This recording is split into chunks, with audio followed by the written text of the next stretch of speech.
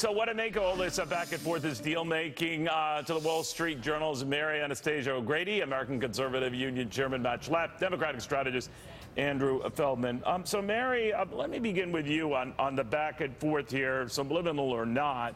I do read Republican establishment players. By that, I'm including the Speaker and the Senate Majority Leader. I don't know if that's fair or right, but just to say that they might be getting a little miffed by this disproportionate attention of late from the White House to Democrats and the deal-making that might be going on, or not. What do you think? Well, I think the president is right to reach out to the Democrats, because the Republicans have behaved pretty badly, and they're kind of like herding cats, and he's not making much progress with him. But if you think about what he ran on, which was boosting jobs and middle-class opportunities, he's got to work with the Republicans. They're the only ones that are going to give him the kinds of things that you need for growth and faster growth and more business investment in this country. And the Democrats want, their whole idea is an equality narrative. They want to make the rich people pay more so that the middle-class people are somehow earning closer to what the wealthy are earning. That's not going to give you the growth. We need 3% growth in this country. The only way you're going to get it is by cutting marginal tax rates. That is not going to come from the Democrats. Well, they argue that if everyone has their marginal rates cut, but the rich, they'll get that growth. With the corporate tax cuts, it's possible, but the devil's in the details. Matt Schlapp, one of the things that's come up, though, is this frustration, and I heard it when I talked to Congressman Brad, of course, and others, part of this Freedom Caucus, who feel that they've been left out, and their concerns about the, revenue-neutral tax cuts that, by definition, will not have much bang for the buck. That's their opinion. And then I see Iowa Republican Steve King criticizing the president negotiating DACA with Democrats to say the president risks losing his base. There's ill will there. There's frustration there. Is it palpable? Is it short-lived? What's your sense? Yeah, I think on the tax piece first, Neil, that Republicans, if they don't get a deal done, certainly this year it's critical, or at least in the first couple of months of next year, they have very little to go back to the voters and say, hey, there was a real reason you gave us the majority because we've gotten, like, nothing done.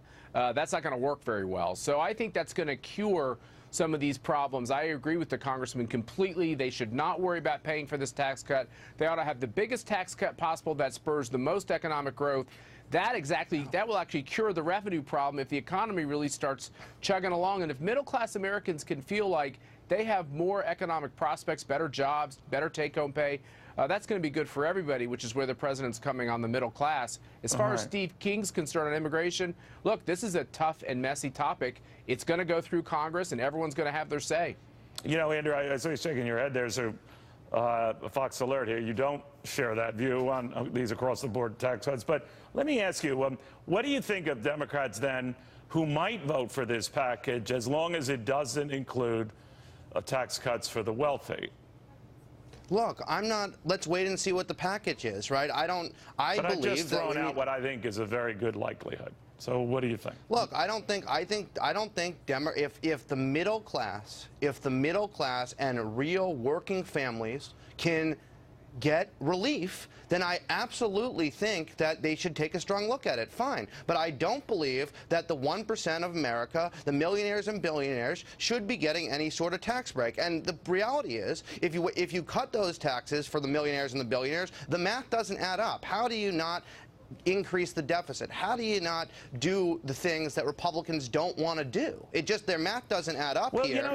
I don't want to make this about a class thing. One thing I have noticed with a lot of people, and Mary, you can help me with this, is that we've gotten to the point now where half the people in this country pay no income tax. Now, that doesn't mean they don't pay FICA and other taxes, and I'm not minimizing their contributions to society or saying they're deadbeats. But when you have, right at the start, half the people not paying taxes, then you've got a math problem right away, right? I mean, so how does either party address to Mary first on that? Go ahead. Well, for sure, there's a segment of people in the middle who are getting clobbered on, coming and going.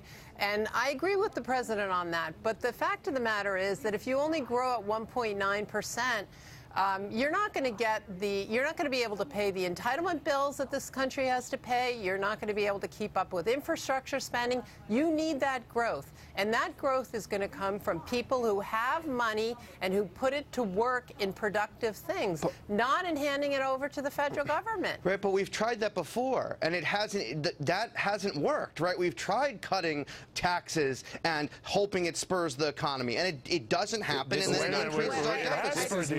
It increases our deficit. So you might not like the way it spurred it or create as much revenue, but there's no doubt. Right, but then Neil, you can't deny that then it created a huge deficit problem that then the Republicans like to blame the Democrats on. It created 25 million jobs under Ronald Reagan. It created 8 million. Right, and look at the debt. Look at the debt when Ronald Reagan in office. Let me try to fix this debt and deficit spending. As we all know, the spending under Barack Obama equaled all of his predecessors. So don't lecture us on Obamanomics that somehow that is a good thing for the deficit. It was terrible for the deficit. And we all know the reason why middle-class Americans are hurting, and it's why Donald Trump is the president and Hillary Clinton is writing books, is because they haven't seen their economic prospects increase. They're getting killed on Obamacare premiums. They're getting killed on Obama taxes. And this is not working for them. And until we also reward small business, they are not going to get better.